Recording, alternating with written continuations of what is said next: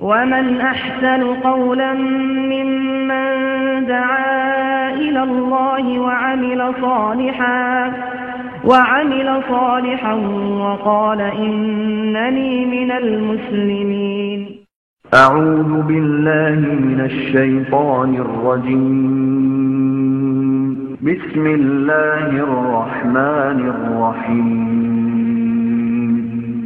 سبحان الذي أسرى بعبده ليلا من المسجد الحرام إلى المسجد الأقصى الذي باركنا حوله لنريه من آياتنا إنه هو السميع البصير. السلام عليكم ورحمة الله وبركاته. إن الحمد لله نحمده ونستعينه ونستغفره ونعوذ بالله من شرور أنفسنا ومن سيئات أعمالنا. من يهده الله فلا مضل له ومن يضلله فلا هادي له وأشهد أن لا إله إلا الله وحده لا شريك له وأشهد أن محمدا عبده ورسوله صلى الله تعالى عليه وعلى آله وصحبه وسلم تسليما كثيرا. يا أيها الذين آمنوا اتقوا الله حق تقاته ولا تموتن إلا وأنتم مسلمون. يا أيها الناس اتقوا ربكم الذي خلقكم من نفس واحدة وخلق منها زوجها وبث منهما رجالا كثيرا ونساء واتقوا الله الذي تساءلون به والأرحام إن الله كان عليكم رقيبا. يا أيها الذين آمنوا اتقوا الله وقولوا قولا سديدا يصلح لكم أعمالكم ويغفر لكم ذنوبكم ومن يطع الله ورسوله فقد فاز فوزا عظيما. أما بعد فإن خير الحديث كتاب الله وخير الهدي هدي محمد صلى الله عليه وسلم وشر الأمور محدثاتها وكل محدثة بدعة وكل بدعة ضلالة وكل ضلالة في النار. أما بعد فأعوذ بالله من الشيطان الرجيم. بسم الله الرحمن الرحيم. سبحان الذي أسرى بعبده ليلا من المسجد الحرام إلى المسجد الأقصى الذي باركنا حوله لنريه من آياتنا إنه هو السميع البصير. আল্লাহ পাক রব্বুল আলামিনের সমস্ত প্রশংসা যে আল্লাহ পাক রব্বুল আলামিন আমাদেরকে সৃষ্টি করেছেন এবং আমাদেরকে হিদায়াত দান করেছেন। সে আল্লাহ পাকের যাবতীয় প্রশংসা যে আল্লাহ পাক রব্বুল আলামিন সর্বশক্তিমান, যা ইচ্ছা তাই করেন, তার ইচ্ছায় তার কাজে কোনো বাধা সৃষ্টিকারী নেই। তিনি যাকে ইচ্ছা সম্মানিত করেন, যাকে ইচ্ছা অপদস্থ করেন। আল্লাহ পাক রব্বুল আলামিন সৎকর্মশীলদেরকে সম্মানিত করেন, অসৎ ব্যক্তিদেরকে ইহকাল পরকালে আল্লাহ পাক অপদস্থ লাঞ্ছিত করেন।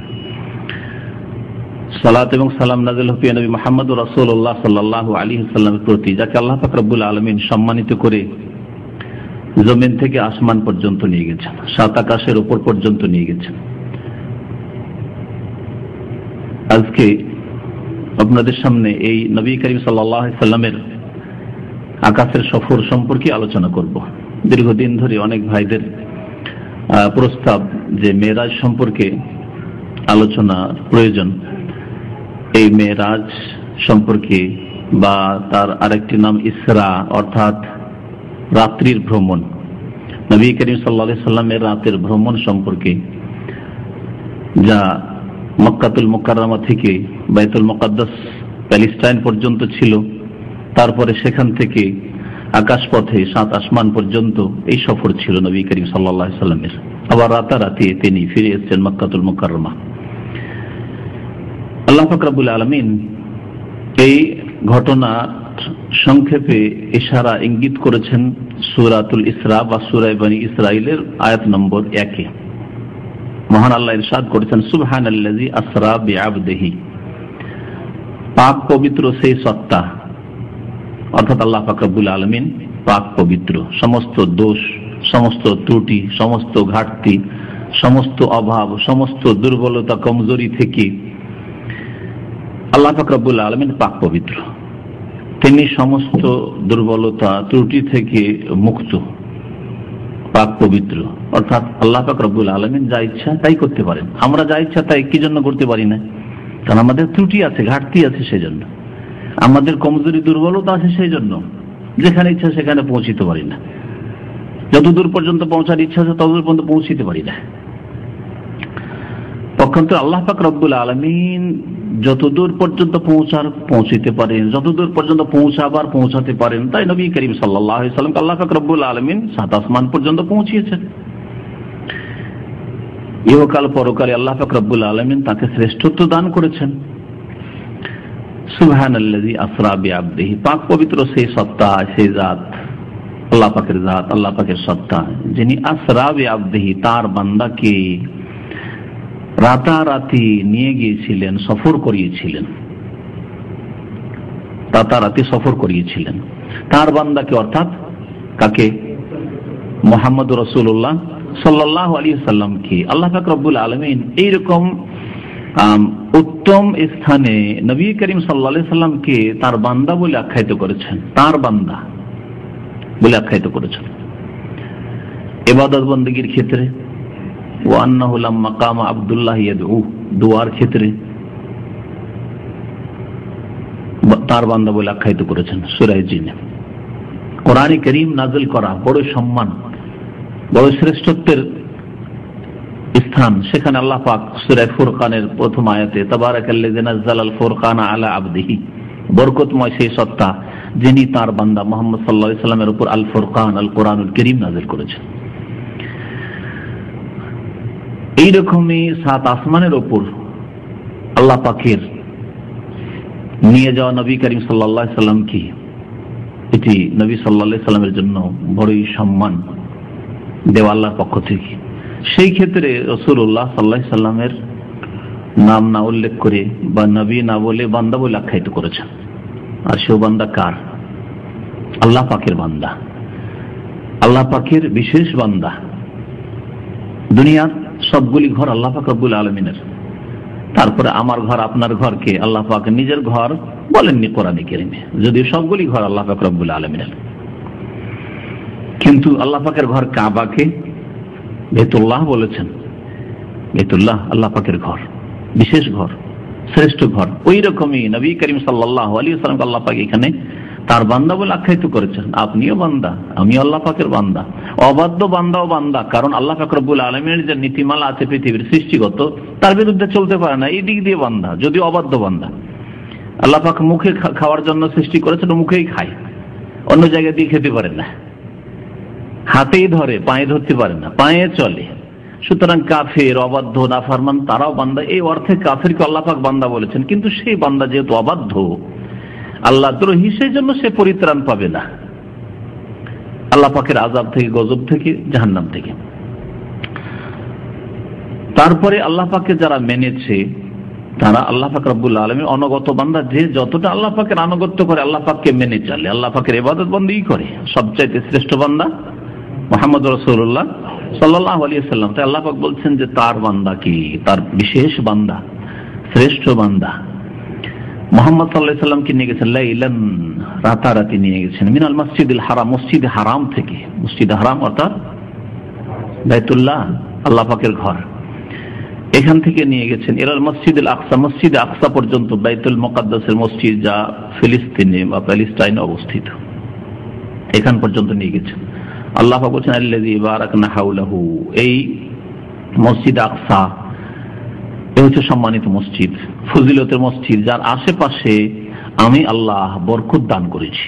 যেমন মক্কাতুল মুকাররমায় বরকত রয়েছে, যেমন মদিনা মুনাওয়ারায় রাসূলুল্লাহ সাল্লাল্লাহু আলাইহি সাল্লামের হিজরতের শহরে বরকত রয়েছে, তেমনি বাইতুল মুকাদ্দাস যে শহর রয়েছে সেখানে মসজিদ আকসার আশেপাশে বরকত রয়েছে। এই জন্য নবী করিম সাল্লাল্লাহু আলাইহি সাল্লাম 3টি মসজিদ ছাড়া নেকির উদ্দেশ্যে কোথাও সফর করার অনুমতি দেননি।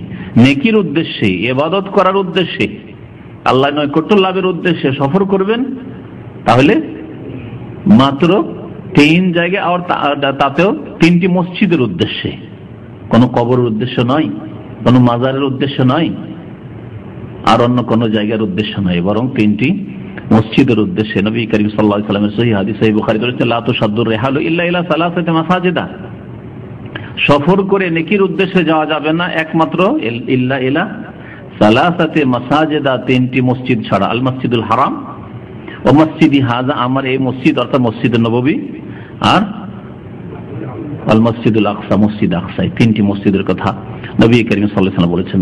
কারণ মসজিদ আকসার আশেপাশে আল্লাহ বরকত দান করেছেন। আর আপনারা জানেন এর আগে মদিনার ফজিলতে বলেছি যে মদিনায় মক্কার চাইতে বরকতের দিক দিয়ে দ্বিগুণ বরকতের দোয়া নবী করিম সাল্লাল্লাহু আলাইহি ওয়াসাল্লাম করেছেন, আর তা কবুল হয়েছে। মক্কায় যে বরকত রয়েছে তার থেকে দ্বিগুণ বরকত রয়েছে মদিনায়। ইবাদত বন্দেগীর বিষয়টি শুধু ভিন্ন। ইবাদত বন্দেগীর ক্ষেত্রে মসজিদে হারামের ইবাদত বন্দেগী 1,00,000 ফজিলত রাখে, মসজিদে নববীর ইবাদত বন্দেগী নামাজ 1000 ফজিলত রাখে। কিন্তু বরকতের অন্যান্য বরকতের দিক দিয়ে, রুজি রোজগারের বরকতের দিক দিয়ে, ব্যবসা বাণিজ্যের বরকতের দিক দিয়ে, বসবাসের বরকতের দিক দিয়ে, আখলাক আচরণের বরকতের দিক দিয়ে, সব দিক বলা যেতে পারে যে মদিনার ফজিলত বেশি রয়েছে। কারণ নবী সাল্লাল্লাহু আলাইহি ওয়াসাল্লাম মদিনার জন্য দোয়া করেছেন, ইব্রাহিম আলাইহিস সালাম মক্কার জন্য দোয়া করেছেন। আল্লাহ পাক তারপরে বলছেন যে আমি রাতারাতি নবী সাল্লাল্লাহু আলাইহি ওয়াসাল্লামকে নিয়ে গেলাম সফর করি। কেন? তার কারণ একটি কথায় আল্লাহ পাক উল্লেখ করেছিলেন, নুরিয়াহু মিন আয়াতিনা, তাকে আমার নিদর্শনগুলি দেখিয়ে দেওয়ার উদ্দেশ্যে। নিদর্শন কাকে বলে? আয়াত। আরবিতে আয়াত বলা হয়, বাংলায় নিদর্শনগুলি। আয়াত কোরআনের আয়াত, আবার আয়াত বুঝে নিতে, তাই না? যাতে আল্লাহ পাকের বিধিবিধান রয়েছে বা ঘটনাবলী রয়েছে, কোন জাতির ঘটনা থেকে যার থেকে শিক্ষণীয় বিষয় রয়েছে, তাহলে এগুলিকে আয়াত বলা হচ্ছে। কোরআনে কারিমে আয়াত কি? শরীয়তের আয়াত। এগুলিকে বলা হয় আয়াতে শারঈয়া, শরীয়তের আয়াত, আল্লাহ পাকের বিধিবিধান সম্বলিত আয়াত। আর আল্লাহ পাক রব্বুল আলামিনের কিছু আয়াত রয়েছে যেগুলো আয়াতে কাউনিয়া, মানে সৃষ্টিগত আয়াত। আল্লাহ পাক রব্বুল আলামিনের সৃষ্টিতে আয়াত রয়েছে, নিদর্শন রয়েছে। আয়াত বা নিদর্শন আরবি ভাষায় ওই সবগুলিকে বলা হয় যেগুলি দিয়ে আল্লাহ পাককে চেনা যায়। কোরআনে কারীমের আয়াতকে আয়াত এই জন্য বলা হয় যে কোরআনে কারীমের আয়াত পড়ে তার অর্থ বুঝে আল্লাহকে জানা যায়, আল্লাহ পাকের ইবাদত বন্দেগী জানা যায়, আল্লাহ পাক রব্বুল আলামিনের তাওহীদ সম্পর্কে জানা যায়, আল্লাহ পাক রব্বুল আলামিনের গুণাবলী সম্পর্কে জানা যায়, আল্লাহ পাক রব্বুল আলামিনের কুদরত সম্পর্কে জানা যায়, আল্লাহ পাক রব্বুল আলামিনের বিধি নিষেধ, করণীয় বর্জনীয় আল্লাহ পাকের পক্ষ থেকে যে আদেশ নিষেধ রয়েছে সে সম্পর্কে জানা যায়। এগুলি কোরআনে কারীমের আয়াত, সৃষ্টিগত আয়াত, যেগুলি দিয়ে আল্লাহ পাক রব্বুল আলামিনের অস্তিত্ব সম্পর্কে, আল্লাহ পাকের একত্ব সম্পর্কে জানা যায়। যেমন একটা মোবাইল আছে, এটা এমনিতে তৈরি হয়নি, দেখলেই জানতে পারছেন কোন দেশে তৈরি হয়েছে। প্রশ্ন জানছে, নতুন কারো হাতে মোবাইল দেখে ভাই দেখতে ভালো লাগে, কোন দেশের, কোথায় তৈরি হয়েছে? তাহলে কোন দেশে মানে কোথায় তৈরি হয়েছে? এমনিতে প্রাকৃতিক ভাবে আসেনি। এটা ছোট্ট মোবাইল যদি প্রাকৃতিক ভাবে এসেছে কেউ যদি বলে, তাকে আপনি বলবেন যে তুমি মিথ্যুক, আর না হলে তুমি পাগল, তাই না? হয় তুমি মিথ্যুক আর না হলে পাগল। ওই রকমই কাফির, দুইয়ের এক, মিথ্যাবাদী, মিথ্যুক, কাযাব। আল্লাহ পাক যেন কোরআনে কারীমে বারবার বলেছেন কিয়ামতের দিনে এইরকম যারা মিথ্যাবাদী, আল্লাহকে অস্বীকার করেছে, আল্লাহর একত্বকে অস্বীকার করেছে, আল্লাহর অস্তিত্বকে অস্বীকার করেছে, সারা পৃথিবীতে এত সৃষ্টি দেখা সত্ত্বেও, তার নিজের বডি দেখা সত্ত্বেও, ওয়াফি আনফুসিকুম, আল্লাহ বলছেন তোমাদের মধ্যেও আল্লাহ পাকের নিদর্শন রয়েছে, নিজের দেহ দেখলে আল্লাহকে চিনতে পারবে। এত সুন্দরভাবে এমনি প্রাকৃতিক কি করে তৈরি হয়ে যায়। লিনুরিয়াহু মিন আয়াতিনা, আমি নবী করিম সাল্লাল্লাহু আলাইহি সাল্লামকে এই রাতের সফরে নিয়ে গেছিলাম যাতে আমার নিদর্শনগুলি দেখিয়ে দিই, যেগুলি দেখলে ঈমান, ইয়াকিন আরো মজবুত হয়ে যায়। বিশ্বাস হয়তো আপনার আছে, কিন্তু বেশ কিছু জিনিস দেখলে আরো ঈমান মজবুত হয়ে যায়, না হয় না? আপনি যদি দেখেন চোখের সামনে, সাধারণ একটা উদাহরণ দিচ্ছি, আপনি আল্লাহ পাকের কাছে দোয়া করলেন, হালাল খেয়ে দোয়া করলেন, 5 ওয়াক্ত নামাজ পড়েন, আর দোয়া করে দ্রুত সেই দোয়া কবুল হইল, বিশ্বাস, ঈমান বাড়বে না বাড়বে না? ইয়াকিন বাড়বে না বাড়বে না? অবশ্যই বাড়বে। আপনার ব্যক্তি জীবনে যেটা একমাত্র আপনি জানছেন যে কি দোয়া করেছিলাম আর কিভাবে কবুল হয়েছে, ইয়াকিন বেড়ে যাবে। নবী করিম সাল্লাল্লাহু আলাইহি ওয়াসাল্লামের মতো আপনাকে আমাকে তো আর এইরকম সফর করানো হয়নি। তা নবী সাল্লাল্লাহু আলাইহি ওয়াসাল্লামকে এই জমিন থেকে নিয়ে গিয়ে রাতারাতি এই বাইতুল মুকাদ্দাস যেতে তখন 1 মাস লাগতো। এতেই তো ইয়াকিন বেড়ে যায়, ঈমান বেড়ে যায়। মক্কা থেকে বাইতুল মুকাদ্দাস রাত্রে গেলেন, এতেই তো ঈমান, ইয়াকিন বেড়ে যায়। বোরাকে দ্রুত বেগে সফর করলে এতেই তো ঈমান বেড়ে যায়। তারপরে আকাশ পথে সফর, এতে ঈমানের অবস্থা কত উপরে চলে যেতে পারে, যার পর আর কোনো আর স্তর হইতে পারে না, তাই না? এইরকম ঈমান মজবুত করার জন্য নবী করিম সাল্লাল্লাহু আলাইহি সাল্লামের আল্লাহ পাকে সফর করিয়েছেন। তাহলে এই রাতের ভ্রমণ কেন, মেরাজ কেন, এর কারণ আল্লাহ পাক সংক্ষেপে এই কথাকে বলেলেন নুরিয়াহু মিন আয়াতিনা, আমার অনেক নিদর্শন দেখাবার জন্য। তার মধ্যে বেশ কিছু জিনিস দেখিয়েছেন আল্লাহ পাক রব্বুল আলামিন, যা সময় হলে আজকে বর্ণনা করব। ইন্নাহু হুয়াস সামিউল বাসীর, আল্লাহ সবকিছু শোনেন এবং সবকিছুই দেখেন। আল্লাহ পাক রব্বুল আলামিন সূরা নাজমের আয়াত নম্বর 13 এবং 14 তে ইরশাদ করেছেন, ওয়ালাকাদ রাআহু নাজলাতান উখরা, নিঃসন্দেহে নবী করিম সাল্লাল্লাহু আলাইহি ওয়াসাল্লাম তাকে দেখলেন আবার একবার। তাকে মানে আল্লাহকে নয়। যারা এই আয়াতের তাফসীর আল্লাহকে করে তারা ভুল তাফসীর করে। তাফসীরকারগণ, গবেষকগণ যে তাফসীর করেছেন সেটা হচ্ছে জিবরাইল আলাইহিস সালামকে আল্লাহ পাক দেখালেন নবীকে। ওয়ালাকাদ রাআহু, নবী করিম সাল্লাল্লাহু আলাইহি ওয়াসাল্লাম তাকে দেখলেন, অর্থাৎ জিবরাইল আলাইহিস সালামকে দেখলেন নাজলাতান উখরা, আরেকবার। তার মানে আরেকবার এর আগে দেখেছিলেন। যখন মক্কায় ছিলেন নবুয়তের প্রথম দিকে, তখন নবী করিম সাল্লাল্লাহু আলাইহি ওয়াসাল্লাম জিবরাইল আলাইহিস সালামকে আসর রূপে ৬৬টি ডানা সহ দেখেছিলেন। কাদ সাদ্দাল উফুক, সহিহ হাদিসে রয়েছে যে একটি দিগন্ত মনে হচ্ছে ঘিরে ফেললো, এই অবস্থা দেখলাম। বিশাল আল্লাহ পাকের সৃষ্টি। একবার দেখেছিলেন নবী হওয়ার প্রথম যুগে। আর মেরাজের সফরে গিয়ে, কারণ মেরাজের সফর ছাড়া নবী সাল্লাল্লাহু আলাইহি ওয়াসাল্লাম সিদরাতুল মুনতাহা, যা সপ্তম আকাশে যে কুল গাছ আছে, বড়ই গাছ আছে, আর দেখেননি, তাই না? সেই জন্য এই ঘটনারও সম্পর্ক মেরাজের সাথে, বা এই আয়াতের অংশের সম্পর্ক মেরাজের ঘটনার সাথে। আল্লাহ পাক বলেছেন ওয়ালাকাদ রাআহু নাজলাতান উখরা, আর নিঃসন্দেহে নবী করিম সাল্লাল্লাহু আলাইহি ওয়াসাল্লাম জিবরাইল আলাইহিস সালামকে দেখলেন নাজলাতান উখরা, আরেকবার। ইনদা সিদরাতিল মুনতাহা, সিদরাতিল মুনতাহার কাছে। সিদরা মানে কুল গাছ, বড়ই গাছ, আর মুনতাহা মানে একেবারে শেষ সীমানায় যে গাছ রয়েছে, যেখানে শেষ সীমানায়, সাত আকাশের উপর। ইনদা সিদরাতিল মুনতাহা ইনদাহা জান্নাতুল মাওয়া, সেখানে জান্নাতুল মাওয়া রয়েছে, আল্লাহ পাক রব্বুল আলামিনের জান্নাত রয়েছে। যাই নবী করিম সাল্লাল্লাহু আলাইহি ওয়াসাল্লামের মেরাজ কখন হয়েছিল এই বিষয়টি সংক্ষেপে বলা যাক। মেরাজ কখন হয়েছিল এই বিষয়ে কোনো সহি প্রমাণ নেই। এই জন্য এই ক্ষেত্রে কেউ কেউ 6টি উক্তি উল্লেখ করেছেন, আবার কোন কোন কিতাবে দেখা যায় যেগুলি ভালো আলেমদের গবেষণামূলক কিতাব 8টি পর্যন্ত উক্তি উল্লেখ করেছেন। আর রাহিকুল মাকতুম, যে বাংলায় নবী সাল্লাল্লাহু আলাইহি ওয়াসাল্লামের সিরাত জীবনের উপর সুন্দর একটি কিতাব আছে, তাতে 6টি উক্তি উল্লেখ করেছেন। সংক্ষেপে সেই উক্তিগুলি উল্লেখ করি। আর এখানে একটা কথা বলি যে ইখতিলাফ কেন হইল, মেরাজের রাত কোন রাত, কোন মাসে হইল, কোন রাতে হইল, কোন তারিখে হইল, এতে মতানৈক্য কেন হইল? এই জন্যই হইল যে এই রাত মনে রাখতে হবে, এই বিষয়টি সাহাবারা কোনো গুরুত্ব দেননি। কারণ এই রাতের সাথে জড়িত কোনো ইবাদত, বন্দেগী, ধর্মকর্ম নেই, সহজ ভাষায়, তাই না? এই রাতের সাথে সম্পর্কিত বা এই দিনের সাথে সম্পর্কিত কোনো ইবাদত বন্দেগী যদি থাকতো তো সাহাবারা ভুলতেন। আপনাদের মধ্যে কে রিয়াজ গিয়েছে? কেউ গেছেন? কোন তারিখে গেছেন বলতে পারবেন? কেউ বলতে পারবেন না। কারণ রিয়াজ কোন তারিখে গেলেন না গেলেন এর সাথে কোনো স্বার্থ জড়িত নেই। যেই তারিখে যান না কেন গেছেন। আমি মনে রাখিনি, অনেকবারই গেছি, কিন্তু একটি তারিখও মনে নেই আমার, তাই না? কিন্তু যদি সেখানে কোনো গুরুত্বপূর্ণ কাজ করে থাকেন, মনে আছে, তাই না? মনে আছে, কারণ সেটার গুরুত্ব আছে। কারো কাছে টাকা পাবেন, মনে আছে না নেই? 10টা রিয়াল থাকলেও মনে আছে, 10 রিয়াল পাবো ওর কাছে, কারণ গরজ আছে 10 রিয়ালের। সাহাবাই কেরাম, মানুষের গরজ হয় দুনিয়ার গরজ, না হয় দিনের গরজ। সাহাবাই কেরামরা দুনিয়ারও গরজ মনে করেননি, দিনেরও ধর্মীয় গরজ মনে করেননি যে মেরাজের রাত মনে রাখতে হবে কোন তারিখে হয়েছে। এই জন্য ইখতিলাফ হয়েছে পরে। শোনেন তাহলে ইখতিলাফগুলি কি। ইমাম তাবারির মতে ইসরা বা মেরাজ হয়েছে যেই বছরে নবী করিম সাল্লাল্লাহু আলাইহি ওয়াসাল্লাম নবী হয়েছেন সেই বছরে, অর্থাৎ নবী সাল্লাল্লাহু আলাইহি ওয়াসাল্লাম যখন 40 বছর বয়স তখনই হয়েছে। কোন তারিখে হয়েছে তা উল্লেখ নেই। ওই বছরে, যে বছর নবী সাল্লাল্লাহু আলাইহি ওয়াসাল্লাম নবী হয়েছেন।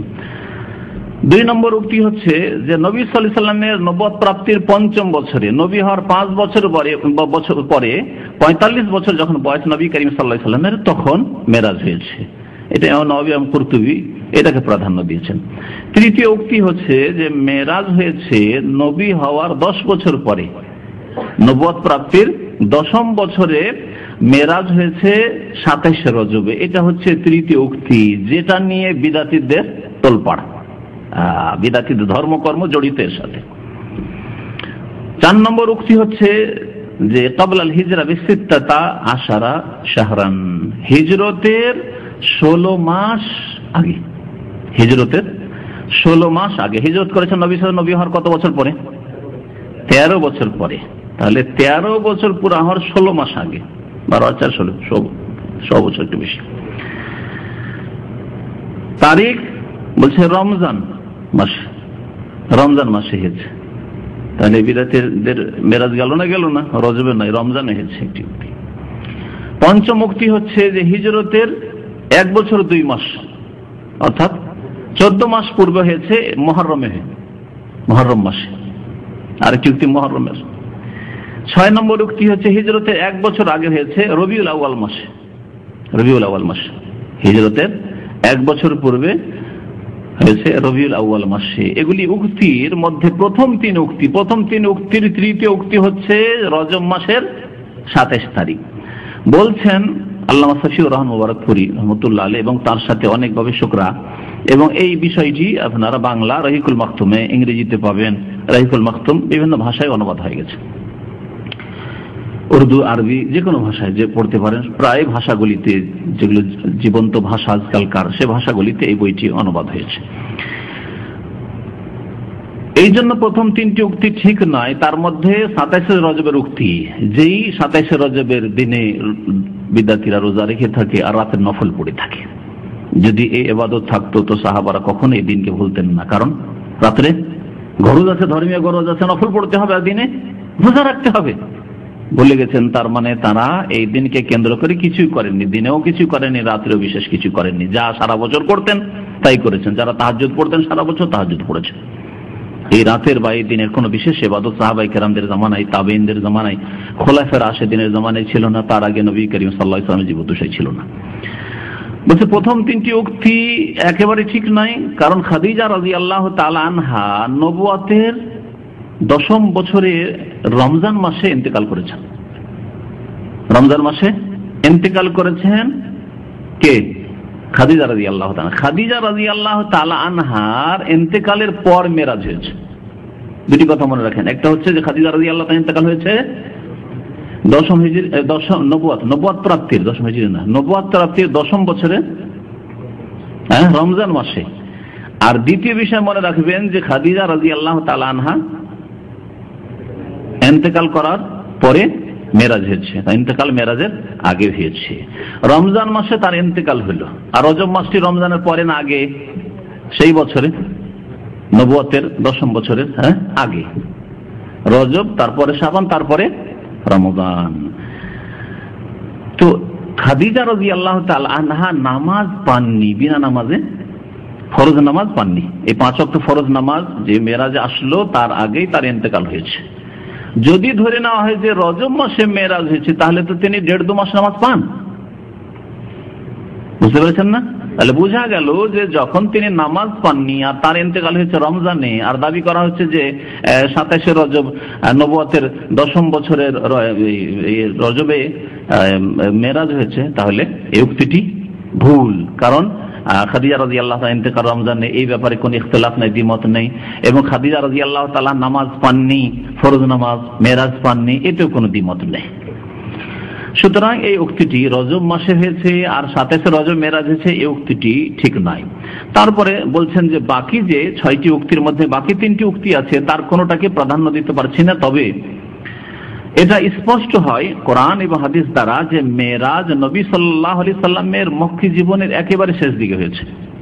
মক্কি জীবনে যখন শেষ জামানায় খুব জুলম অত্যাচার শুরু হয়ে গেল কাফেরদের পক্ষ থেকে, বিশেষ করে খাদিজা রাদিয়াল্লাহু তাআলা ইন্তেকালের পরে। আর আবু তালেব তার চাচা, যদিও মুসলমান হননি তিনি, কিন্তু তিনি নবী সাল্লাল্লাহু আলাইহি সাল্লামের সাপোর্ট করেছিলেন, সাহায্য সহযোগিতায় কোনো ত্রুটি রাখেননি। যার ফলে যতদিন আবু তালেব বেঁচে ছিলেন, যতদিন খাদিজা রাদিয়াল্লাহু তাআলা বেঁচে ছিলেন, কোন কাফেরের সাহস হয়নি যে সরাসরি মুহাম্মদ সাল্লাল্লাহু আলাইহি সাল্লাম আল্লাহ পাকের রাসূলের গায়ে হাত দেবেন। অন্যান্য মুসলিমদের উপর জুলম অত্যাচার চালিয়েছে, কিন্তু নবী করিম সাল্লাল্লাহু আলাইহি ওয়াসাল্লামকে স্পর্শ করার ক্ষমতা হয়নি। এই বছরই দুই আপনজন, আবু তালেব চাচা আর প্রিয়তমা স্ত্রী খাদিজা রাদিয়াল্লাহু তাআলা আনহা ইন্তেকালের কারণে নবী সাল্লাল্লাহু আলাইহি ওয়াসাল্লাম শোকে অত্যন্ত মর্মাহত হয়েছিলেন, ভেঙে পড়েছিলেন। তাই এই বছরকে ইতিহাসে সিরাতুন নবীতে আমুল হুজন বলা হয়। সিরাতুন নবীর যে আলোচনা করেছি তাতে বলেছি আমুল হুজন মানে শোকের বছর, দুঃখের বছর এই বছরটি। এখন মেরাজ সম্পর্কে, মেরাজের ঘটনা এখন কেমন করে হইল সংক্ষেপে বলি। হাদিস এই ক্ষেত্রে সহিহ বুখারীতে রয়েছে, সহিহ মুসলিমে রয়েছে, প্রায় হাদিসের কিতাবে মেরাজের ঘটনা রয়েছে এবং কোন বর্ণনাকারী কিছু অংশ, কোন বর্ণনাকারী কিছু অংশ বর্ণনা করেছেন। সবগুলি বর্ণনা খোলাসা সার সংক্ষেপে এক একটি করে আলাদা করে বর্ণনা করেছে। যেমন ইমাম ইবনুল কাইয়িম রাহমাতুল্লাহি আলাইহি তার প্রসিদ্ধ কিতাব জাদুল মাদ 5 খণ্ডে রয়েছে। জাদুল মাদ আরবি ভাষায় এই কিতাব রয়েছে 5 খণ্ডে। তাতে যেভাবে তিনি উল্লেখ করেছেন এবং তা শফিউর রহমান মুবারকপুরি রাহিকুল মখতুমে উল্লেখ করেছেন, সেইভাবে আমি উল্লেখ করছি। রাসূলুল্লাহ সাল্লাল্লাহু আলাইহি সাল্লামের যে মেরাজ হয়েছে, প্রথম কথা রুহানি মেরাজ, শুধু আত্মার মেরাজ হয়েছে, স্বপ্নযোগে মেরাজ হয়েছে, না আত্মা এবং দেহ সহ মেরাজ হয়েছে? আত্মা এবং দেহ সহ মেরাজ হয়েছে। নবী সাল্লাল্লাহু আলাইহি সাল্লামের যেমন আত্মাকে নিয়ে যাওয়া হয়েছে, তেমনি সশরীরে মোবারক শরীর সহ মেরাজ হয়েছে। স্বপ্নে আসমান জমিন এদিক সেদিক সফর করা, এটা এত আশ্চর্যের বিষয় নয়। আর আল্লাহ পাক রব্বুল আলামিন নবী সাল্লাল্লাহু আলাইহি সাল্লামকে এর দ্বারা শ্রেষ্ঠত্ব দান করতে চেয়েছেন এবং আল্লাহ পাক রব্বুল আলামিন একটি অসাধারণ ঘটনা যে এটি এর দিকে ইঙ্গিত করেছেন সুবহানাল্লাযী বলে। সূরা বনি সুবহানাল্লাযী আসরা বিআবদিহি। সুবহানাল্লাহ কখন বলি আমরা? কোন আশ্চর্য কিছু হইলে, তাই না? সুবহানাল্লাহ, আশ্চর্য হওয়ার জন্য আল্লাহ পাক তাই বলছেন সুবহানাল্লাযী আসরা বিআবদিহি। আল্লাহ পাক তো পাক পবিত্র, সমস্ত ত্রুটি মুক্ত। আশ্চর্য হও যে তিনি রাতারাতি বান্দাকে নিয়ে গেছেন। আর বান্দাকে নিয়ে যাওয়ার কথা যখন বলা হয়েছে, তাহলে শুধু তার আত্মা নিয়ে যাওয়া হয়নি, সশরীরে মেরাজ হয়েছে, এই জন্য বান্দার কথা বলা হয়েছে। নবী করিম সাল্লাল্লাহু আলাইহি সাল্লামের দেহ সহ মেরাজ হয়েছে। এটাই হচ্ছে সহিহ মসজিদ হারাম থেকে বাইতুল মুকাদ্দাস পর্যন্ত। আর যেই সাওয়ারির উপর চেপে গেছিলেন তার নাম হচ্ছে বুরাক, তার নাম হচ্ছে বুরাক। বুরাক বার্ক থেকে, বার্ক শব্দ থেকে এর উৎপত্তি। বার্ক মানে কি হয় জানেন? একাদুল বার্ক ও ইখতাফা আবসার। বার্ক বলা হয় বিদ্যুৎকে, ওই যে বিদ্যুৎ যে চমকায়, মেঘলা আকাশ যখন থাকে মেঘের গর্জনের সাথে, ওকে বলা হয় বার্ক। তাহলে এত দ্রুত বেগে ওই সওয়ারি চলতো যে সেটা বিদ্যুতের মতো ছিল, তার চেয়ে বেশি গতি ছিল। এই জন্য সেই সওয়ারির নাম বলা হয়েছে কি হাদিসে বুরাক। বাকি বুরাক সম্পর্কে বিদাতীদের যে এক ধারণা, আর সেটা তাদের ক্যালেন্ডারে পাওয়া যায়, সেটা কি জানেন? হ্যাঁ, ঘোড়ার আকারে, আবার দুটো পাখা ডানা আছে, আর মুখটা সুন্দরী নারীর মতো, মহিলার মতো। হ্যাঁ, এগুলো বিদাতীদের কপল কল্পিত ধর্ম, মন গড়া ধর্ম। আর তা আমাদের ঘরে ঘরে সাজানো থাকে। ছোটকালে দেখতাম, আশ্চর্য হইতাম, এইবার কোন ঘোড়া হলে জানতাম না তো। বিদাতি পরিবার যেহেতু ছিল না, আলহামদুলিল্লাহ, জানতাম না যে এর নাম বুরাক। কিন্তু এটা কি রে, মহিলার মতো চেহারা, আবার ঘোড়ার মতো দেহ, আর আবার দুটো পাখা আছে। হ্যাঁ হ্যাঁ, দেখতে সুন্দর, বানানো সব। যেমন নাল শরীফ, নবীর নাল শরীফ বানানো সারসিনার খুতবার উপরে, আর তবলিগি নেসাবের উপর দেখবেন নাল শরীফ, নবীর নালের খড়মের ছাপ আছে, দেখেছেন তো? ফাজাইল আমলের উপর দেখবেন, পাবেন কবরের উপরে, আর পাবেন ওই সারসিনার খুতবার উপরে। আর এই কল্পিত নালের নবীর স্যান্ডেলের ফজিলত আবার এক তো আসল নাল, আসল স্যান্ডেলও নয়, ওর একটা ছবি, তারই ফজিলতের শেষ নাই। কোরআনের ফজিলত গেল কোথায়? হাদিসের ফজিলত গেল কোথায়? নবীর জীবনী সিরাতের ফজিলত গেল কোথায়? নবীর আদর্শ সুন্নাত তাওহীদের ফজিলত গেল কোথায়? নাল শরীফের ফজিলত। কারণ আল্লাহ ছাড়া অন্যের তো পূজা করাইতে হবে। তো নালের স্যান্ডেলের পূজা শুরু হইল, এই বোরাকের পূজা শুরু হইল, কল্পিত বোরাক। রাসূলুল্লাহ সাল্লাল্লাহু আলাইহি ওয়াসাল্লামের সফর ছিল জিবরাইল আলাইহিস সালামের সাথে। গেলেন বাইতুল মুকাদ্দাসে, নামলেন সেখানে। ওয়াসাল্লা বিল আম্বিয়া ইমামান, নবীদের নামাজ পড়ালেন 2 রাকাত ইমাম হয়ে। ইমাম হলেন রাসূলুল্লাহ সাল্লাল্লাহু আলাইহি সাল্লাম, আর মুক্তাদি হলেন সমস্ত আম্বিয়াদেরকে আল্লাহ পাক রব্বুল আলামিন একত্রিত করলেন। সুবহানাল্লাযী, আল্লাহ পাক আগেই বলেছে এই জন্য যে আল্লাহ পাকের কাছে কোনো কিছুই অসম্ভব নয়। অসম্ভব তো দূরের কথা, মুশকিলও নাই। যালিকা আলাল্লাহ ইয়াসির, কোরআন আল্লাহ বলছেন যে কোনো কাজ আল্লাহ করতে চান আল্লাহ পাকের জন্য অতি সহজ। তারপরে বোরাককে মসজিদের দরজার সাথে বেঁধে দিলেন। সেখান থেকে যখন ইমামত শেষ হলো আকাশ পথে চললেন। সুম্মা উরিজা বিহি তিলকা লাইলা মিন বাইতুল মাকদিস ইলা সামাইদ দুনিয়া, প্রথম আকাশে নিয়ে যাওয়া হলো নবী করিম সাল্লাল্লাহু আলাইহি সাল্লামকে। ফাস্তাফতাহ লাহু জিবরিল, জিবরিল আলাইহিস সালাম আকাশের দরজায় যে নিযুক্ত ফেরেশতা আছেন তাদেরকে বললেন যে দরজা খুলো। ফাফুতি আলা, খোলা হলো। সেখানে জিজ্ঞাসা করা হলো কে আপনি? আমি জিবরাইল। আপনার সাথে আমান মা কাকে? আপনার সাথে আমার সাথে মুহাম্মদ সাল্লাল্লাহু আলাইহি সাল্লাম। ওয়াকাদ উরসিলা ইলাইহি, তাকে ডেকে পাঠানো হয়েছে। ওয়াকাদ উরসিলা ইলাইহি যে হাদিসে শব্দটি এসেছে ওর একটা ব্যাখ্যা হচ্ছে এটা যে তাকে ডেকে পাঠানো হয়েছে, এটা অর্থ হইতে পারে। আরেকটা অর্থ কেউ কেউ করেছে যে তিনি কি রাসূল হয়ে গেছেন, মানে শেষ রাসূল চলে এসেছেন, হতে পারে এটা। কারণ আসমান জমিনে আল্লাহ পাক ছাড়া ফেরেশতারাও গায়েব জানেন না। তো আকাশে যে নিযুক্ত ফেরেশতা তিনি হয়তো তারা জানেন না যে নবী হয়েছেন বা কিছু। কিন্তু প্রথম অর্থটি বেশি যুক্তিযুক্ত, সেটা হচ্ছে যে তাকে কি ডেকে পাঠানো হয়েছে, আল্লাহকে আসতে বলেছেন, তাহলে দরজা খুলবো। তখন বললেন জিবরাইল আলাইহিস সালাম যে না, ওয়াকাদ উরসিলা ইলাইহি, আমাদেরকে পাঠানো হয়েছে তাকে নিয়ে আসার জন্য, তাই নিয়ে এসেছি। প্রথম আকাশে গেলেন, দেখলেন সেখানে ফারাহুনালিকা, কাকে দেখলেন? আদম আলাইহিস সালাম, আবুল বাশার, সমস্ত মানব জাতির পিতা। মানব জাতির পিতা একমাত্র আদম আলাইহিস সালাম। আর মধ্যখানে আবার আর এক জাতির পিতা আবার ইব্রাহিম আলাইহিস সালামকে বানানো, এটাও এক ধরনের কল্পিত কথা। এটা কোরআন এবং হাদিসের যারা আলেম তারা কোনোদিন এই কথা বলেনি। আমাদের পিতা একমাত্র আদম আলাইহিস সালাম, প্রথম পিতা আদম আলাইহিস সালাম, আর তার প্রত্যেকের আপন আপন পিতা রয়েছে, সে পিতা। ফাসাল্লামা আলাইহি রাসূলুল্লাহ সাল্লাল্লাহু আলাইহি ওয়াসাল্লাম, আদম আলাইহিস সালামকে সালাম করলেন। তখন আদম আলাইহিস সালাম সালামের জবাব দিলেন এবং ওয়েলকাম করলেন আর সম্বোধন করলেন ছেলে বলে। আদম আলাইহিস সালাম ছেলে বলে সম্বোধন করেছিলেন, আর ইব্রাহিম আলাইহিস সালাম ছেলে বলে সম্বোধন করেছিলেন। বাকি যত আম্বিয়া রাসূলগণের সাথে দেখা হয়েছে তারা মারহাবান বিল আখিস সালেহ ওয়ান নবী সালেহ, মারহাবা, ওয়েলকাম বলেছিলেন। আল আখিস সালেহ, নেক ভাই, এবং নেক নবী বলেই তারা সম্বোধন করেছিলেন। তারপরে নবী সাল্লাল্লাহু আলাইহি ওয়াসাল্লামের নবুয়তের স্বীকার করলেন। আর তারপরে আল্লাহ পাক রব্বুল আলামিন আদম আলাইহিস সালামের ডান দিকে সৎ লোক যারা জান্নাতি লোক তাদের আত্মাগুলিকে দেখালেন। এই গায়বের দৃশ্য দেখলেন রাসূলুল্লাহ সাল্লাল্লাহু আলাইহি ওয়াসাল্লাম। ওয়া আরওয়াহাল আশকিয়া আন ইয়াসারিহি, আদম আলাইহিস সালাম বসে আছেন, তার বাম দিকে যতগুলি রূহ দেখলেন এগুলি হচ্ছে সব জাহান্নামী, বদনসিবেরা, হতভাগা, এরা জাহান্নামে যাবে। লেনুরিয়াহু মিন আয়াতিনা, স্মরণ করুন যে সূরা বনী ইসরাঈলের প্রথম আয়াতে আল্লাহ কি বলেছেন যে মেরাজে কি জন্য নিয়ে গেলাম? বহু নিদর্শন দেখাবার জন্য। এক নিদর্শন দেখে দিলেন, এরা সব জান্নাতি, এরা হচ্ছে জাহান্নামী। আদম আলাইহিস সালামের ডান দিকে বসে আছে, বাম দিকে বসে আছে, এই আত্মাগুলি আছে। এগুলি দেখার পরে ঈমান মজবুত হবে না? হবে না? তারপরে কাফেরদের জুলম অত্যাচার যতই বেড়ে যাক, নবী সাল্লাল্লাহু আলাইহি সাল্লামকে পিছপা করতে পারবে? মানুষের যখন ইয়াকিন, যেমন ইয়াকিন মজবুত হয় তেমন কর্ম হয়। আপনার বিশ্বাস যেমন তেমন কর্ম, বাস্তব। আপনার বিশ্বাস আছে বেতনের ওপর, ডিউটিতে মিস নেই কিন্তু, ঠিক না? সকাল 5টায় ডিউটি 5টায়, 4টায় ডিউটি 4টায়, শীতকালে ভোর 3টার সময় দাঁড়িয়ে থাকে এখানে রোডের ওপর ডিউটি করার জন্য। যাবে এখান থেকে 30 কিলোমিটার 40 কিলোমিটার দূরে, যেতে পারে না? পারে না। কিন্তু ফজর নামাজ পড়লে জান্নাত পাবো, না পড়লে জান্নাত পাবো না, বিশ্বাস কতটুকু আছে তার প্রমাণ পাওয়া যায় ফজরের মসজিদে গেলে, তাই না?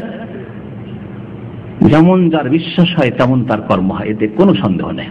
সুতরাং আপনি নিজের আমলের ওজন নিজেই করেন যে আপনি কোন অবস্থায় আছেন। আল্লাহ পাক যেন আমাদের মুসলিম ভাই বোনদেরকে হিদায়াত দান করেন।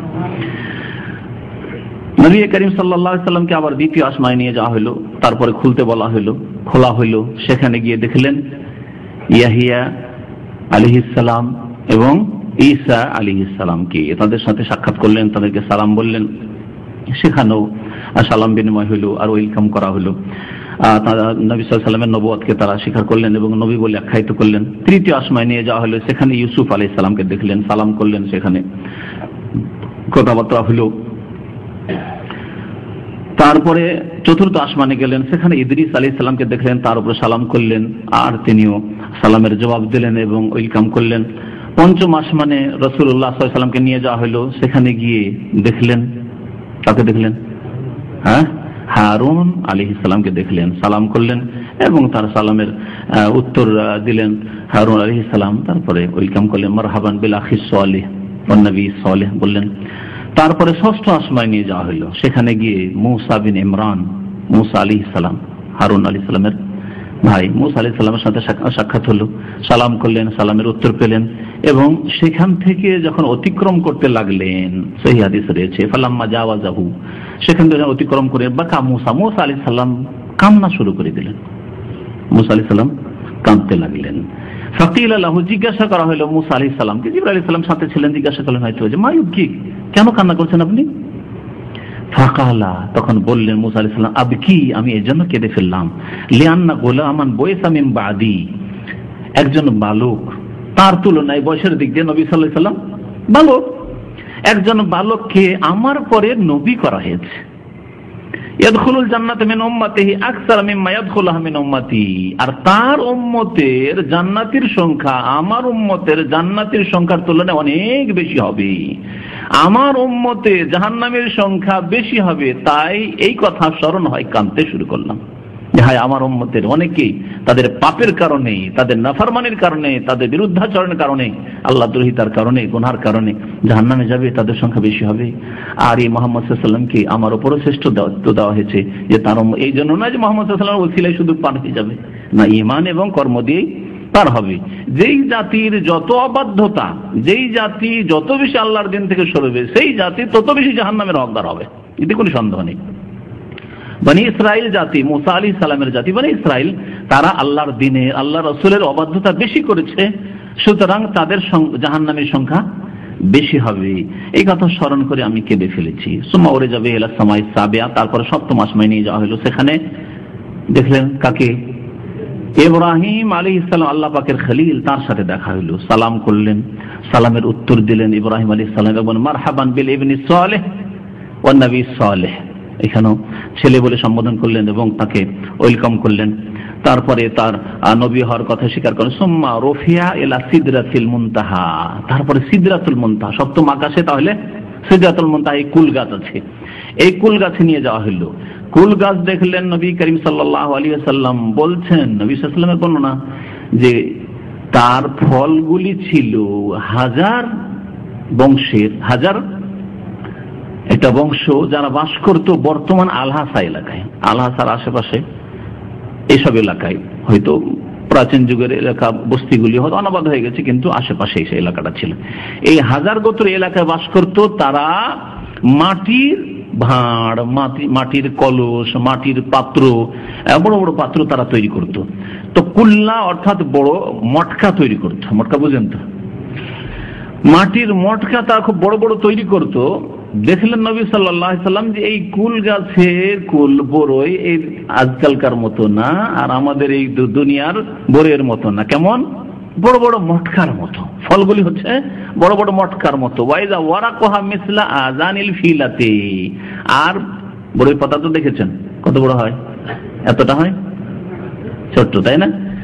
কিন্তু এই সিদরাতুল মুনতাহার বড়ই পাতা, কুল পাতা আযানুল ফিলার মতো, মানে হাতির কানের মতো। হাতির কান দেখেছেন তো না?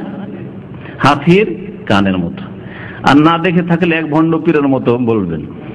ভণ্ড পীরকে জিজ্ঞাসা করেছে, সকালে উঠে দেখছে গ্রামে, গল্পের মাধ্যমে জ্ঞান, এই বইটাই সম্ভবত, বা পীরতন্ত্রের আজব লীলাতে আবু তাহের বর্ধমানী রহমতুল্লাহ আলাইহ, বাংলাদেশে একজন কোরআন শোনার আলেম বক্তা ছিলেন, তিনি এই গল্প উল্লেখ করেছেন যে ওই গ্রামের লোক কোনদিন হাতি দেখেনি, হাতি দেখেনি। আর গ্রামে ফজরে উঠে দেখি বড় বড় ধাপ, এই পায়ের নিশানা, আসলো কি, কোন দেও আসলো না জিন আসলো, ভয়ে ভীত গ্রামের লোক।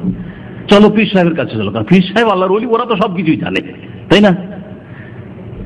এই যে শিরকি আকীদা জনসমাজের, গেল পীরের কাছে, আর পীরও জানে না। আরো পীরের নাম ছিল লাল ভুজুক্কর।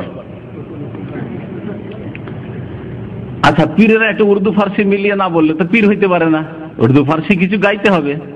তখন সে বলল, লাল বুজুক্কর না সাকে তো আর সাগে কাকো पैर में चक्की बांध के शायद हरिन कुदा हो।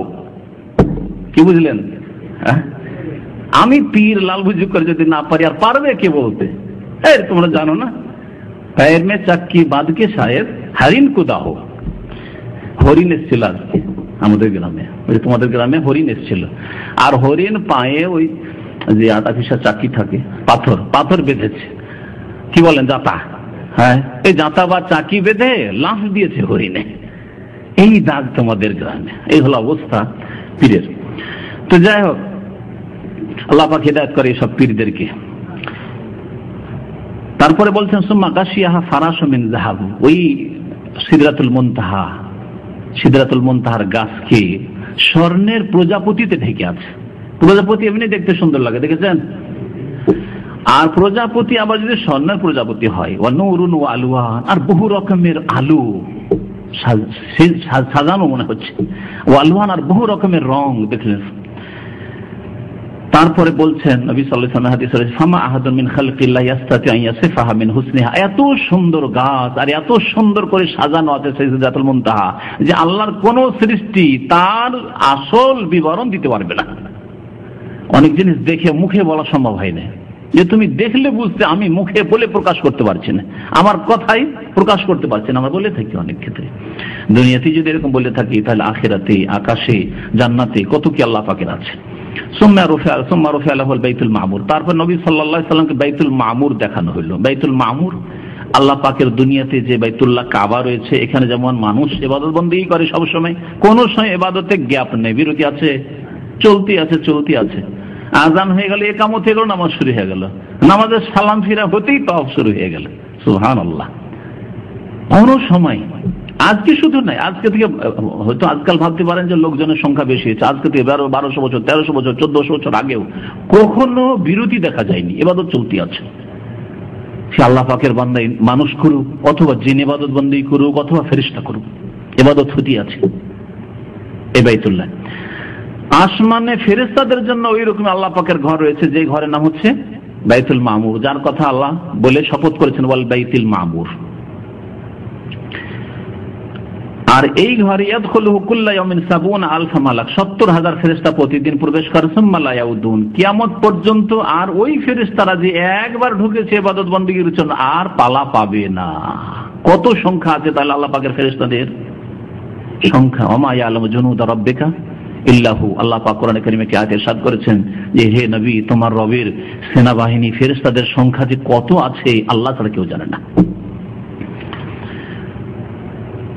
সুম্মা উদখিলাল জান্নাহ, তারপরে নবী সাল্লাল্লাহু আলাইহি সাল্লামকে জান্নাতে নিয়ে যাওয়া হলো, জান্নাত দেখানো হইল। জান্নাতে গিয়ে দেখলেন যে জান্নাতে হাবাইরুল লুলু, অন্য হাদিসে রয়েছে জানাবেজুল লুলু, আর এটাই ঠিক। জানাবেজ মানে হচ্ছে গম্বুজ,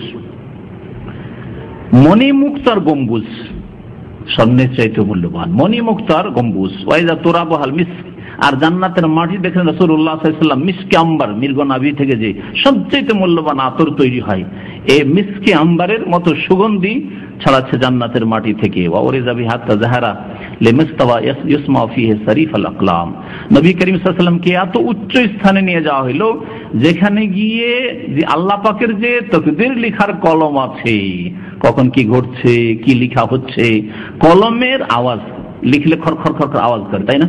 আমি যদি লিখি, পাশের লোক কলমের আওয়াজ পাবে, হ্যাঁ, পেতে পারে। তো কলমের আওয়াজ পর্যন্ত নবী করিম সাল্লাল্লাহু আলাইহি ওয়াসাল্লাম শুনতে পেলে এতদূর পর্যন্ত পৌঁছিলেন। সুম্মা উরিজা বিহি আল জাব্বার জাল্লা আলা, তারপর আল্লাহ পাক রব্বুল আলামিনের দরবারে পেশ করা হলো নবী সাল্লাল্লাহু আলাইহি ওয়াসাল্লাম। ফাদানা মিন হাত্তা কানা কাবা কাউসাইনি আও আদরা, এমন কি নবী করিম সাল্লাল্লাহু আলাইহি ওয়াসাল্লাম আল্লাহ পাক রব্বুল আলামিনের এত কাছাকাছি হলেন যে 2 ধনুক পরিমাণ দূরত্ব ছিল। এটা হচ্ছে হাদিসের ভাষায়।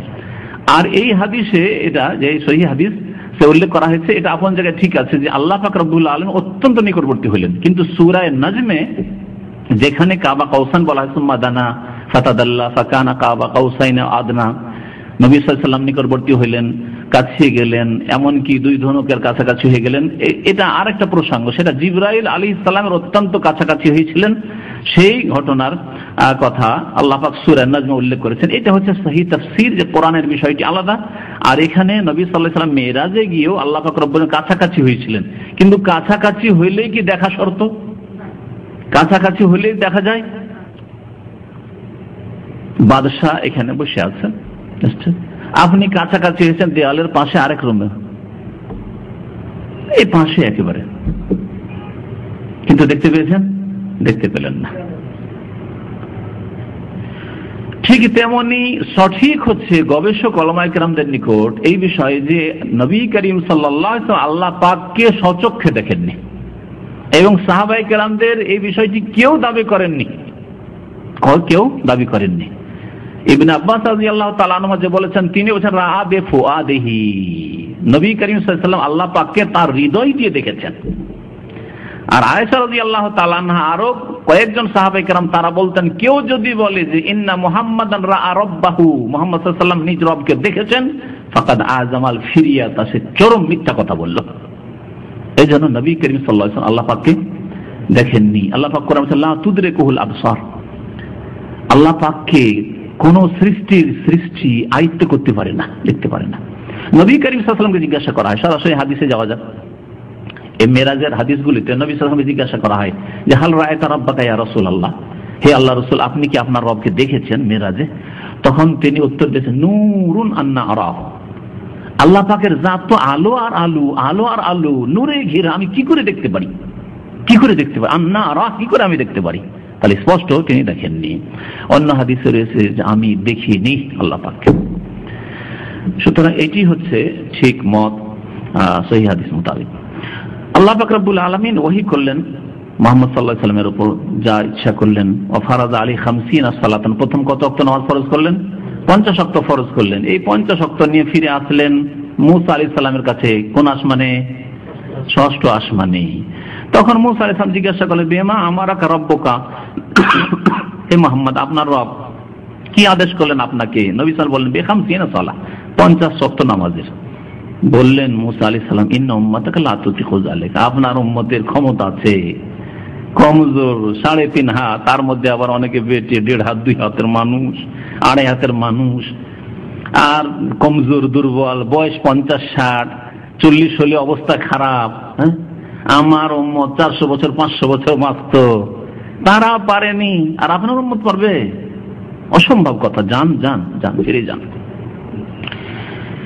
ইন্না উম্মাতাকা লা তুতিকু যালিকা, আপনার উম্মত এই 50 ওয়াক্ত আদায় করতে পারবে না। সত্যিই বলেছেন মূসা আলাইহিস সালাম। 50 ওয়াক্ত দূরের কথা, 5 ওয়াক্তের বেলাও বলেছিলেন এই কথা, সত্যিই বলেছিলেন মূসা আলাইহিস সালাম।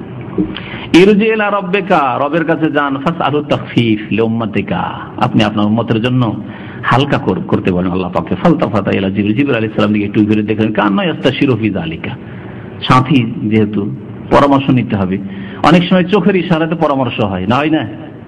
আপনার সাথে একজন কথা বলছে, তার পাশে তার ফিরে দেখছেন তার চেহারার দিকে, ও চেহারাতে বুঝতে পারছেন যে আপনি তার মনটা বুঝতে চাইছেন, কি বলতে চায়, ও বুঝতে পারছেন ঠিক আছে ঠিক আছে।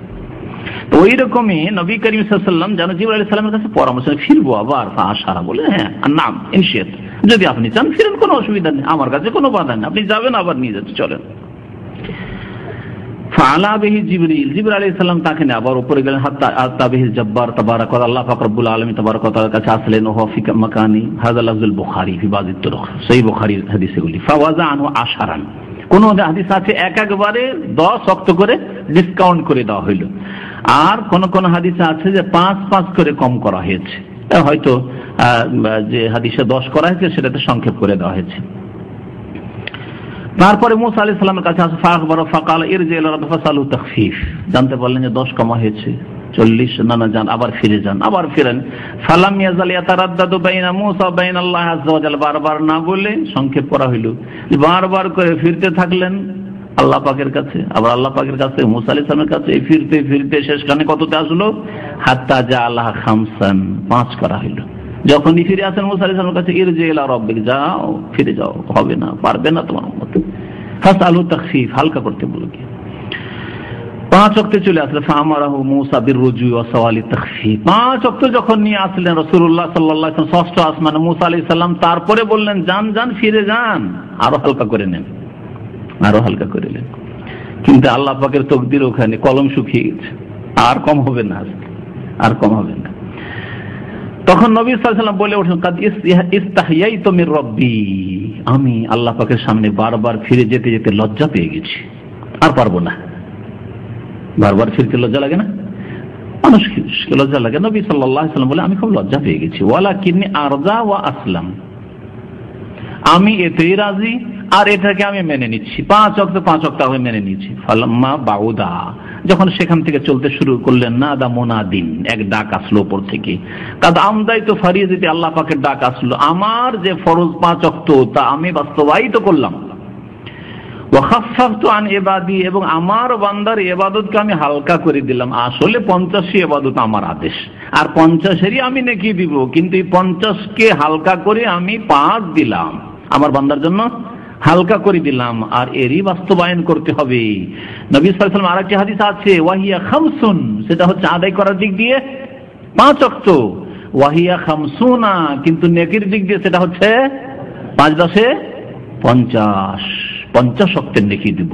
সুতরাং ভাগ্যবান ওইসব ভাই বোনেরা, ওইসব মুসলিমরা যারা 5 ওয়াক্ত নামাজ আদায় করে, আল্লাহ পাক তাদেরকে 50 ওয়াক্তের নেকি দেন, বলো আলহামদুলিল্লাহ। আর হতভাগা ওই সব লোকেরা যারা 5 ওয়াক্ত আদায় করে না, 4 ওয়াক্ত 3 ওয়াক্ত করে খেয়ালখুশি, আর কুপ্রবৃত্তির অনুসরণ করে, আল্লাহ পাকের ইবাদতবন্দি করে না, রাসূলুল্লাহ সাল্লাল্লাহু আলাইহি ওয়াসাল্লামের অনুসরণ করে না। ইবাদত হচ্ছে আল্লাহ পাকের আদেশ নিষেধ মেনে চলা আর রাসূলুল্লাহ সাল্লাল্লাহু আলাইহি ওয়াসাল্লামের অনুসরণ করা। রাসূলুল্লাহ সাল্লাল্লাহু আলাইহি ওয়াসাল্লাম 5 ওয়াক্ত নিয়ে এসেছেন ভাইরা, ওই 4 ওয়াক্ত চলবে না, 3 ওয়াক্ত চলবে না, কোনদিন পারলাম কোনদিন পারলাম না, খুব ব্যস্ত, খুব ঘুম, এই জন্য আজকে পারিনি, আজকে 4 ওয়াক্ত পড়েছি, আজকে 3 ওয়াক্ত, খুব ক্লান্ত। এগুলি কথা দুনিয়াতে বন্ধু বান্ধবের কাছে চলতে পারে, আল্লাহ পাকের কাছে চলবে না।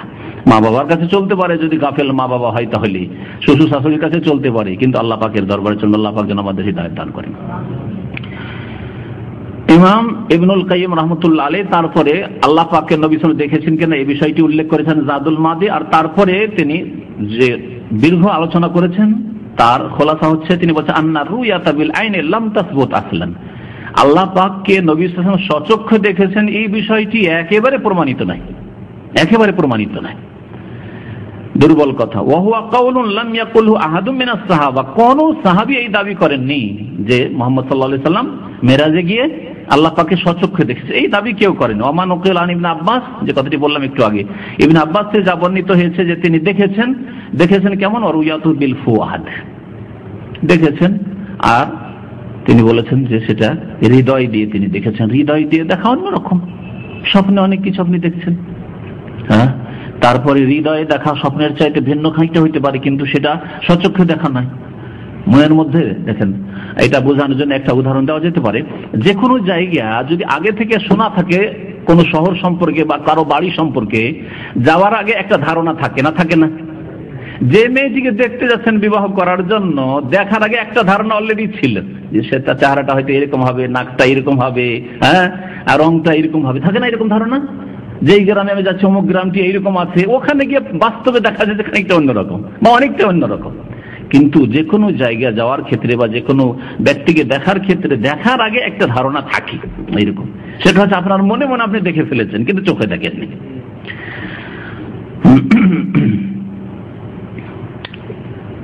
সময় প্রায় শেষের দিকে, নবী করিম সাল্লাল্লাহু আলাইহি সাল্লামকে এই সফরে বেশ কিছু জিনিস দেখানো হয়েছে, তার সামনে পেশ করা হয়েছে, তার মধ্যে দুধ এবং মদ পেশ করা হয়েছে। নবী সাল্লাল্লাহু আলাইহি সাল্লাম কি নিয়েছিলেন?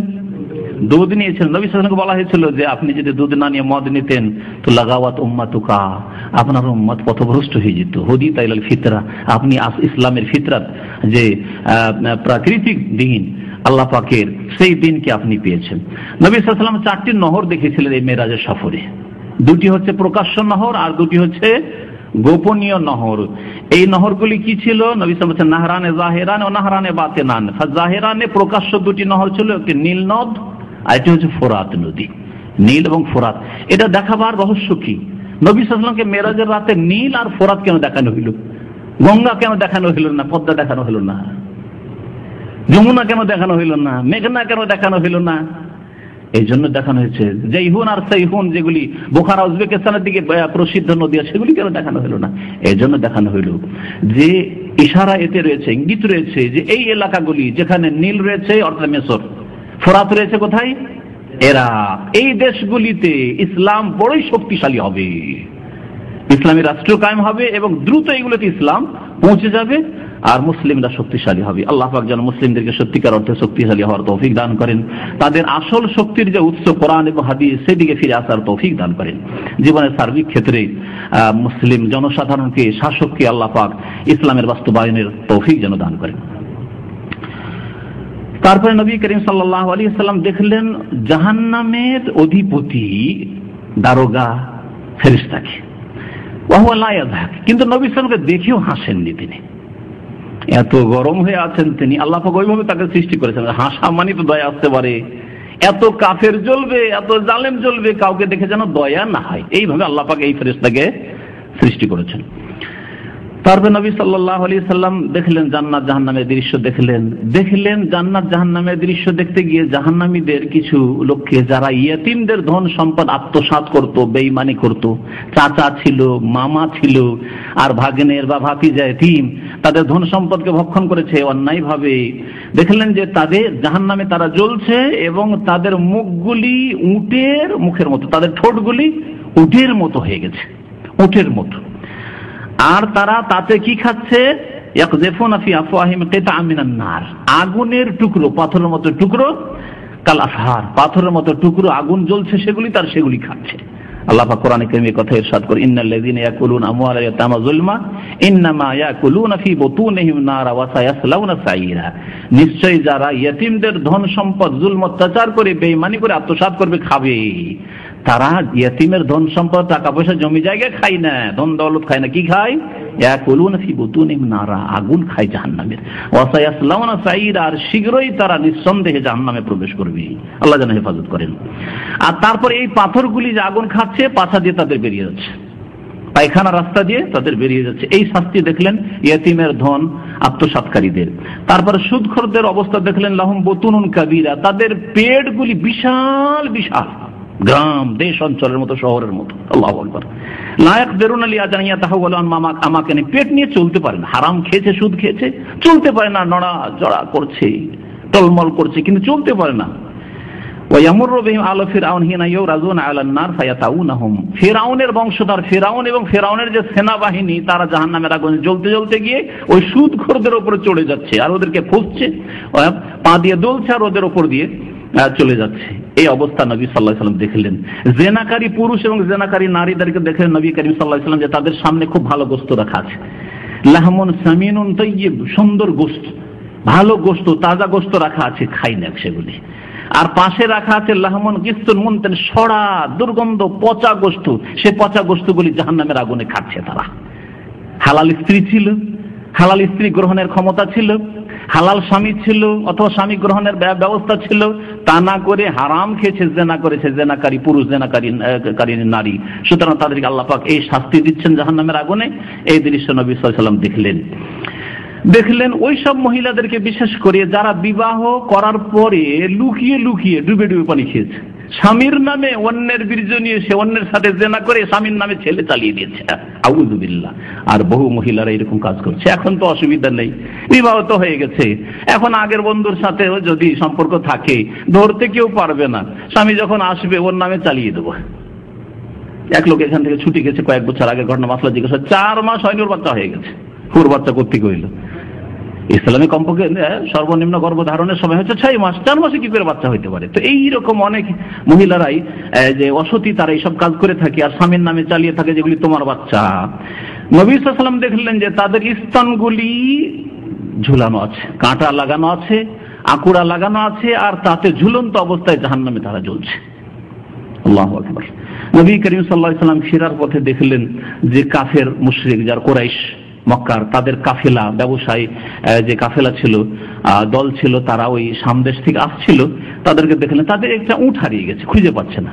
ওই রাস্তাতে নবী সাল্লাল্লাহু তাদেরকে বলে দেন তোমাদের উট কিন্তু ওই দিকে আছে, এই কথা বলে দিলেন।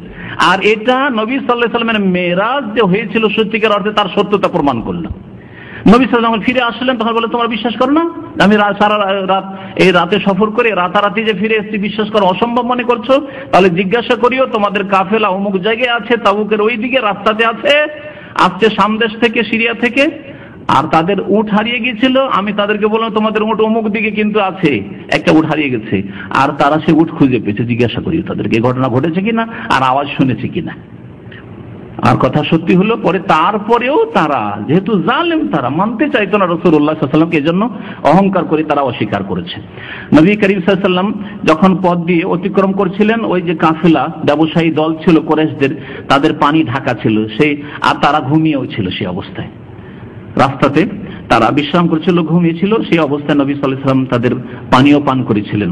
সুম্মা তারাকাল ইনা মুগাত্তা, তারপরে তাদের পাত্র কাপড় ঢেকে দিয়েছিলেন। নবী সাল্লাল্লাহু আলাইহি ওয়াসাল্লাম যখন ফিরে আসলেন, ওখান থেকে ফিরে আসার পরে ঘটনা যখন বর্ণনা করলেন কাফেরদের, তখন তারা অস্বীকার করলো এবং তারা বলেছিল যে হে মুহাম্মদ, তুমি যদি সত্যিকার অর্থে বাইতুল মুকাদ্দাস যেতে আমাদের 1 মাস লাগে, আসতে 1 মাস লাগে, আর তুমি রাতেই গেলে আর রাতে ফিরে চলে আসো। শুধু বাইতুল মুকাদ্দাস ফিলিস্তিন না, বলছো সেখান থেকে তুমি 7 আসমানে গেছো।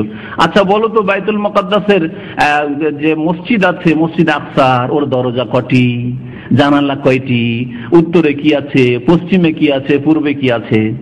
নবী সাল্লাল্লাহু আলাইহি ওয়াসাল্লাম বলছেন ফাকারাবতু কুরবাতান লাম আকরু মিসলাহু কাত। এমন পেরেশান হয়ে গেলাম তাদের এই প্রশ্নে, এর জবাব কি করে দেবো? 13 বছর ধরে ইসলামিক সেন্টার আছে, যদি জিজ্ঞাসা করে যে কতটি দরজা আছে, বলতে পারবো? মানুষের জীবনটা কি এত একবারে মূল্যহীন যে দরজা গুনে বেড়াবো নাকি? তাই না? আর নবী সাল্লাল্লাহু আলাইহি ওয়াসাল্লাম গেছেন, দ্রুত গিয়েছেন, আর মসজিদ আকসা নামাজ পড়েছেন, 2 রাকাত আবার চলে গেছেন। কি করে দরজা আর জানালার খবর রাখবেন? ডান দিকে কি আছে, বাম দিকে আছে, কোন দিকে কোন গাছ আছে না আছে বলতে পারলেন না। খুশি, খুব খুশি, তালি বাজাতে শুরু করলো কাফেররা, দেখো দেখো দেখো মিথ্যা বলছে মুহাম্মদ সাল্লাল্লাহু আলাইহি ওয়াসাল্লাম। সাথে সাথে আল্লাহ পাক টেলিভিশন দেখিয়ে দিলেন। সুবহানাল্লাহ। টিভি যারা আবিষ্কার করেছে, অনেকে বলছে এই ঘটনাকে তারা কেন্দ্র করে চিন্তা করেছে, গবেষণা করেছে যে নবী সাল্লাল্লাহু আলাইহি ওয়াসাল্লাম কি করে দেখলেন। সহিহ বুখারী হাদিস, ফাজাল্লাল্লাহু লি বাইতুল মাকদিসি, বাইতুল মুকাদ্দাসকে আল্লাহ পাক খুলে দিলেন আমার জন্য। আর আমি দেখতে লাগলাম, আর এক এক করে জিজ্ঞাসা, আসো আসো জিজ্ঞাসা করো, কি জিজ্ঞাসা করে করো। তারা জিজ্ঞাসা করলো ডান দিকে কি আছে, বাম দিকে কি আছে, মসজিদের পূর্বে কি আছে, পশ্চিমে কি আছে, সবগুলি বলে দিলাম। ফাতাফিকতু উখবিরুহুম আন আয়াতিহি, একটি কথা সব যখন বলে দিলাম, তখন তারা আর কোনো উত্তর পেল না। বললো যে না না না, মুহাম্মদ সাল্লাল্লাহু আলাইহি সাল্লামের কথা বললো। তারা তো সাল্লাল্লাহু আলাইহি সাল্লাম বলতো না, কিন্তু আমাকে আপনাকে বলতে হবে। যখনই নবীর নাম আছে সাল্লাল্লাহু আলাইহি ওয়াসাল্লাম, মুহাম্মদ সাল্লাল্লাহু আলাইহি সাল্লাম, আরে জাদু জাদু, এগুলো জাদু, সব জাদুতে বলছে সব কথা। নবী করিম সাল্লাল্লাহু আলাইহি সাল্লামকে যে সফর করানো হয়েছিল, সময় শেষ হয়ে গেছে, সফর করানো হয়েছিল, এই সফরের হিকমত কি? এক তো নবী সাল্লাল্লাহু আলাইহি সাল্লামের শোক হালকা করা। জুলম অত্যাচারের যুগে আপনজন খাদিজার ইন্তেকাল হয়েছে, আবু তালেব ইন্তেকাল হয়েছে, শোক হালকা করা।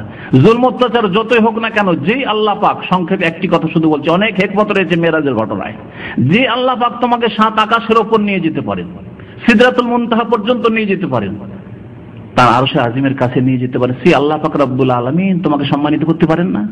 তোমার জন্য একটা জায়গার ব্যবস্থা করতে পারেন না মদিনার মতো, যেখানে ইসলামিক শাসন ব্যবস্থা হবে, ইসলাম পূর্ণাঙ্গ জীবনে প্রতিষ্ঠিত হবে, সেখানে ইসলাম শক্তিশালী হবে, যেখানে গিয়ে বদর, উহুদ, খন্দক আর খাইবার আর মক্কা বিজয় হবে? আল্লাহ পাক করতে পারেন না?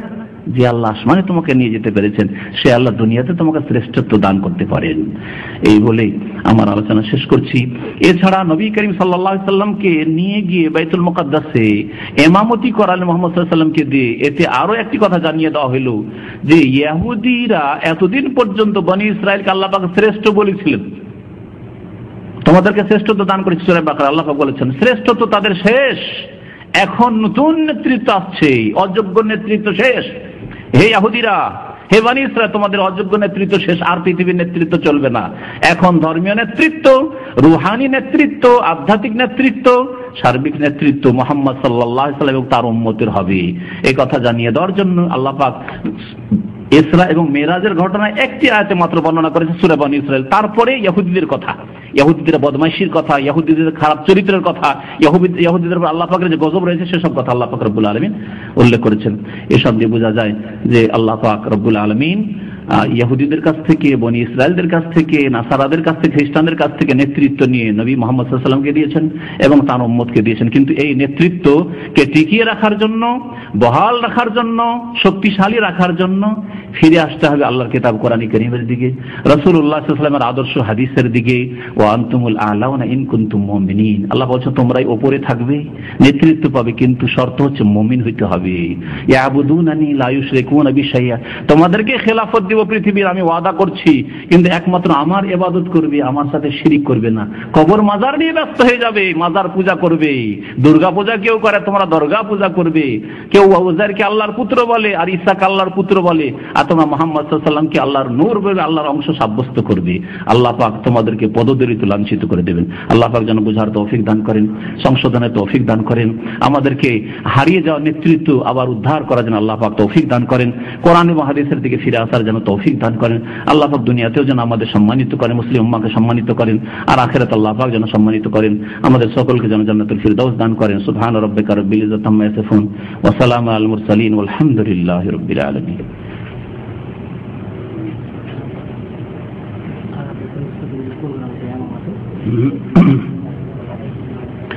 আগামী বৃহস্পতিবারে একটা প্রোগ্রাম আছে, বৃহস্পতিবারে এমামা ক্যাম্প পোর্টে।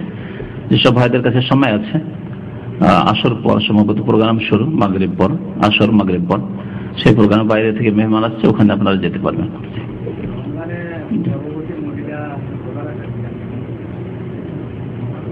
একটি প্রশ্ন বাইরে থেকে এসছে, সেটা হচ্ছে যে রমজানে গর্ভবতী যারা মহিলা তারা রোজা রাখবে কিনা। তারা পারলে রোজা রাখবে, যদি বাচ্চার বা বাচ্চার মায়ের ক্ষতি হওয়ার, পেটে যে বাচ্চা আছে তার ক্ষতি হওয়ার আশঙ্কা না থাকে, মেডিকেলে না বলে, অথবা যদি ক্ষতি হওয়ার আশঙ্কা থাকে তাহলে রোজা ছাড়বে, আর ক্ষতি হওয়ার আশঙ্কা না থাকলে রোজা রাখবে। বাচ্চার মায়ের ক্ষতির আশঙ্কা থাকলে রোজা ছেড়ে দেবে, আর পরে রোজা কাজা করে নেবে।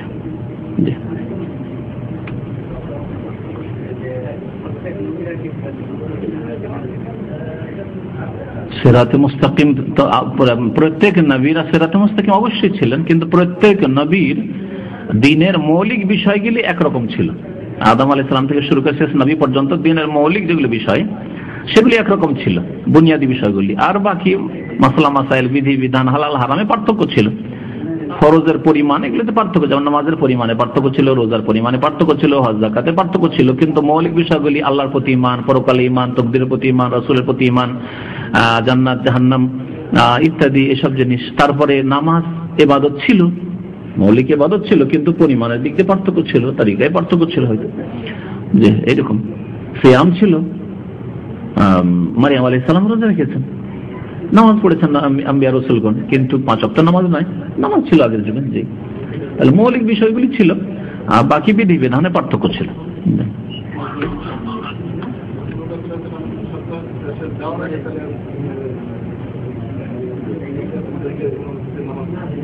হ্যাঁ, যাওয়ার পথে নামাজ পড়েছেন, নবী সাল্লাল্লাহু আলাইহি ওয়াসাল্লাম ইমামতি করেছেন যাওয়ার পথে। ও তো আরেকটি রিওয়ায়াতে সহিহ হচ্ছে যে যাওয়ার পথে, যেটা